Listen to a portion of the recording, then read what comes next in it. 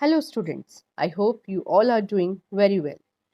Students, let's start with our topic, and the topic is a period of transition where we have to discuss that how we transfer from one period to another period. Actually in history we are talking about three types of period where we are saying ancient period, medieval period and modern period. Students, in this year in class 8 you are going to know about the modern period of our history. So, the modern period refers to the different periods of time in different parts of the world. So, while in Europe, modern history extends from the 15th century to the present day, but in India, it begins with the British conquest of India in the 18th century. And we had already seen through the chapter Traders to Rulers. Okay, now we have what are the sources through which we come to know about the modern history. We are going to divide this into primary sources and secondary sources. So under primary sources we have examples like original documents, literary works, artistic evidences, archaeological remains, and so on.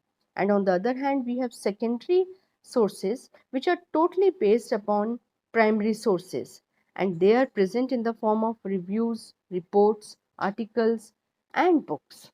Students, after knowing about the sources, we will discuss about the industrial revolution, because that was the period when all these things were happened in the world. Okay, so industrial revolution was among one of those. So the meaning of industrial revolution, it means where the things were started manufacturing in bulk by using the new technology.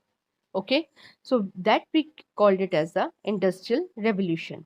Actually before industrial revolution, the system was prevailing like that the people used to manufacture the things at their own home with small tools or the basic tools or the hand tools.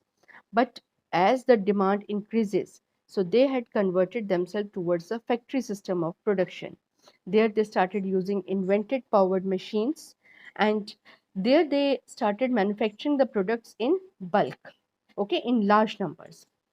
So that was the beginning of industrial revolution. So students, the industrial revolution was first started in Britain. Why is that so? So for this we have certain reasons. The first reason is that the England had large deposits of iron ore and coal, and we all know that this is something very essential for any of the industry. Second thing, about the political stable government. Okay, so that also encouraged trade and commerce. Third, they had very strong navy, and in this manner they started acquiring more and more colonies for raw material and further to sell their products, and that these colonies were treated as their markets. Now afterwards, the people were free there because the serfdom was abolished in England. So serf means here slaves, so they need work to earn their livelihood. So this enters into another class in the society, and we call them as a labor. So plenty of labor was available in Britain. Afterwards, new scientific, you can say the scientific approach and investigations towards inventions, and for taking all these things, they have their improved and advanced system of communication, transportation, and banking system, which could handle all these things in a very well manner. Students, after this we will discuss about the impacts of industrial revolution. And the impact of industrial revolution was, the first important point was the growth of towns and cities, because industries were settled, okay, and the people started working in these industries, so they started moving from their hometown like villages towards the cities and towns. So that was the beginning of new towns and cities. So in this we can say that new towns came forward. We call them as the industrial towns or the boom towns. Among those we had Liverpool, Leeds, and Manchester. Second point, we had the decline of feudalism. So feudal lords, they were those like landlords or the zamindars, right? So this type of system was declined in Europe, and a new system came forward. That was the rise of capitalism. It will become our third point. So where the person, the capitalist, used to invest his money in the establishment of industries. So he became the owner of the industry. So again, the society was divided, or another term came forward known as capitalist. So here these were the factory owners and the workers. Workers were the second class. So this is our fourth point, the birth of two new classes. Right, children? I'll take you back for the capitalists. So capitalist means the person, the capital here means the money. The person who was putting his money for the establishment of industries. Right? And afterwards, as I have discussed with you about the birth of two new classes.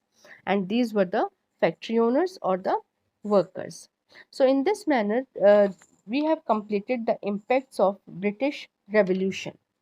Students, after this, we will come to know about the new inventions. Sorry, we can say that the major inventions which was happened or which were happened during that time. So among those we had flying shuttle, we had water frame, we had power loom, cotton gin. Likewise, we had steam engine also, and in the, you can say, in the agricultural area we had reaper and thresher also. All these came in the life of the people. So because of these inventions, the life of people became much easier as compared to the previous one. So this rise to the birth of imperialism. So here imperialism means when a powerful country dominates the weaker country through politically and economically, we call them as a imperialism. So here the weaker countries, they were known as colonies, and the stronger countries were known as mother countries, right?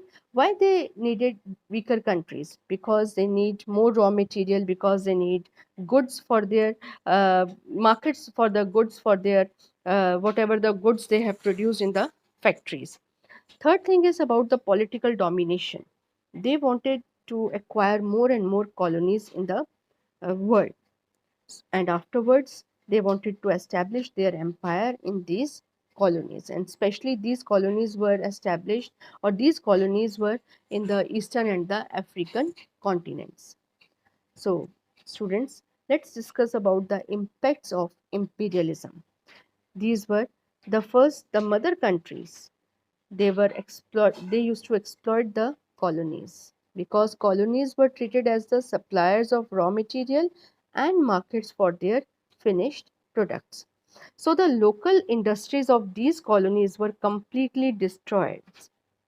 In this manner, agriculture was also affected a lot because these imperialist countries or the mother countries, they forced the farmers of these colonies to produce only cash crops, which could give them a lot of profit. And in this manner, we had examples like Cuba in Africa, like India in Asia. So, all this led to the impoverishment of the colonial countries. Students, in this manner, we have completed our topic industrial revolution and imperialism. So, take care. Goodbye.